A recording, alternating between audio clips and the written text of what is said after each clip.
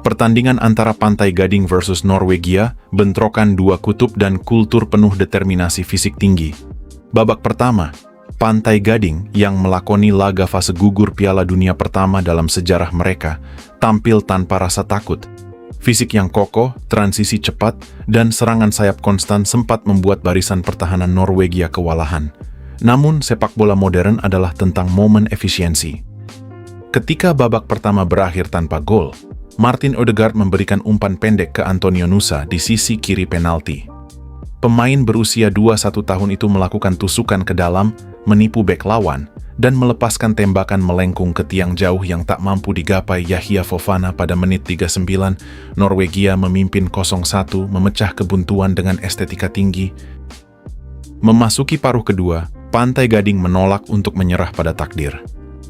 Perubahan taktik krusial terjadi saat Amad Diallo masuk ke lapangan.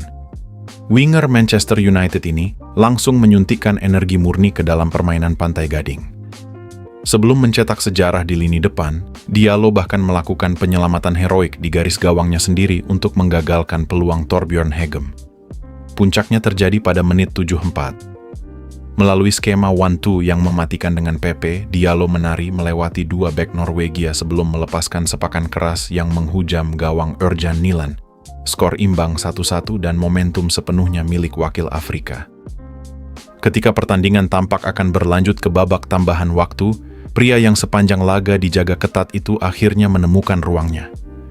Bermula dari pergerakan apik Oscar Bob yang membebaskan Patrick Berg di sisi sayap, sebuah umpan silang mendatar dikirim ke kotak penalti. Haaland, dengan insting predator murninya, sukses menyambar bola masuk pada menit 86. Itu adalah gol kelima Haaland di turnamen ini, sekaligus gol ke-60 bagi negaranya. Pantai Gading sempat mengancam lewat tendangan bebas fantastis Diallo di menit 90+6, namun Nyland melakukan penyelamatan akrobatik demi mengunci tiket 16 besar bagi Norwegia. Vikings kini bersiap untuk babak 16 besar. Pertandingan antara Prancis versus Swedia menjadi laga yang dingin, efisien, dan mematikan bagi Prancis. Sejak peluit pertama berbunyi, anak asuh Didier Deschamps langsung memegang kendali sirkuit permainan.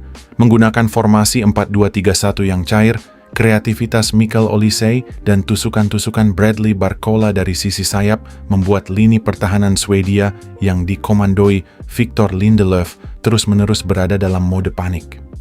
Prancis melepaskan total 15 tembakan sebelum turun minum, menegaskan dominasi mutlak mereka secara struktural.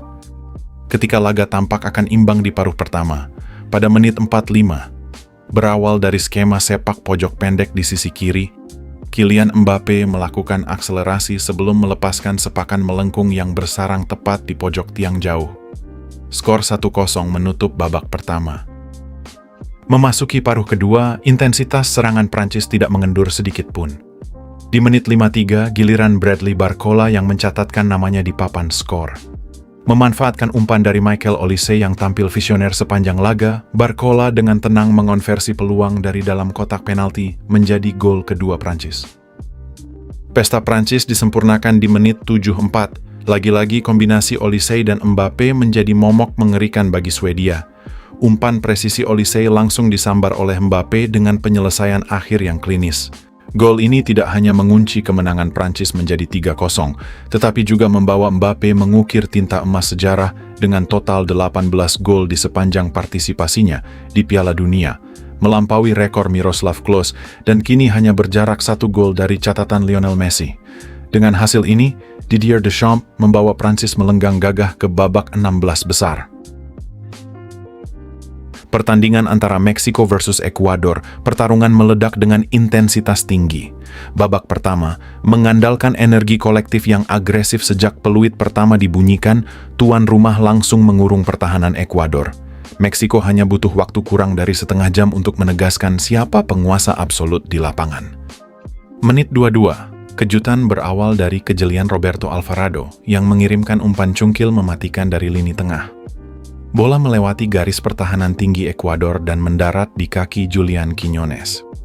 Mengontrol bola dengan dada, Quiñones menusuk kotak penalti dan melepaskan sepakan keras yang merobek jala Hernan Galíndez. Skor 1-0 memicu gemuruh di tribun penonton. Menit 30. Belum sempat Ekuador menata kembali organisasi pertahanan mereka, kali ini giliran Quiñones yang bertindak sebagai kreator. Umpan pendeknya di sepertiga akhir lapangan disambut dengan penyelesaian dingin oleh penyerang veteran, Raúl Jiménez. Skor berubah menjadi 2-0 dan menutup babak pertama. Memasuki babak kedua, Ekuador mencoba membalas dengan menyuntikkan tenaga baru seperti Yaimar Medina dan Kendry Páez. Struktur permainan La Tricolor bergeser lebih ofensif. Namun lini belakang Meksiko tampil sangat solid dan tanpa kompromi.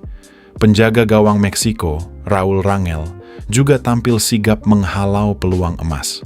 Menjelang akhir laga, rasa frustrasi Ekuador memuncak. Di masa injury time, petaka menghampiri mereka setelah bek andalan Piero Hincapié diusir keluar lapangan oleh wasit. Peninjauan VAR mengonfirmasi karena Hincapié menutup mulut ketika berbicara saat bersitegang dengan Santiago Giménez, yang berujung pada kartu merah langsung. Laga ditutup dengan dominasi pertahanan rapat Meksiko yang sukses mempertahankan keunggulan 2 gol tanpa balas. Dengan hasil ini, tiket babak 16 besar yang sudah digenggam erat tuan rumah, Meksiko. Pertandingan antara Inggris versus Kongo, sebuah laga yang hampir saja memuat sejarah kelam bagi publik Three Lions. Babak pertama, belum sempat atmosfer stadion menghangat, Kongo langsung menyengat. Menit 7, berawal dari visi Chancel Mbemba, bola dikirim akurat ke sisi kiri kotak penalti. Brian Chipenga yang berdiri bebas melepaskan tembakan mendatar mematikan. Pickford tak berkutik, papan skor bergetar. 0-1 untuk Kongo. Tertinggal cepat membuat anak asuh Thomas Tuchel menaikkan instrumen serangan. Namun disiplin lini belakang Kongo dan ketangguhan kiper Lionel Mpasi membuat peluang demi peluang dari Jude Bellingham hingga Marcus Rashford mentah begitu saja. Di ujung babak pertama, tiang gawang bahkan menyelamatkan Inggris dari petaka kedua akibat aksi Yoane Wissa. Hingga turun minum, skor bertahan 0-1. Babak kedua berjalan dengan tensi yang makin mencekik. Sadar lini sayapnya mulai kehabisan ide kreativitas, Thomas Tuchel melakukan perjudian taktis berani. Ia menyegarkan sektor ofensif dengan memasukkan Gordon, Bukayo Saka, dan Eberechi Eze. Pergantian ini mengubah total dinamika permainan. Sirkulasi bola Inggris menjadi jauh lebih tajam, cepat, dan tidak tertebak. Tembok pertahanan Kongo akhirnya runtuh pada menit 75. Berawal dari transisi rapi yang melibatkan Declan Rice, Anthony Gordon mengirimkan umpan silang manis ke jantung pertahanan. Di sana sang kapten Harry Kane melompat tinggi dan menyundul bola masuk ke gawang. Kedudukan imbang 1-1. Ketika Kongo mencoba melakukan penyesuaian taktis pasca kebobolan, Inggris tidak memberi mereka ruang untuk bernapas. Puncaknya terjadi pada menit 86. Menerima umpan matang di dalam kotak penalti, Kane memutar badannya dan melepaskan tembakan roket tak terbendung ke sudut kanan atas gawang Kongo. 2 gol Harry Kane tersebut membalikkan keadaan menjadi 2-1, sekaligus memastikan tiket babak 16 besar.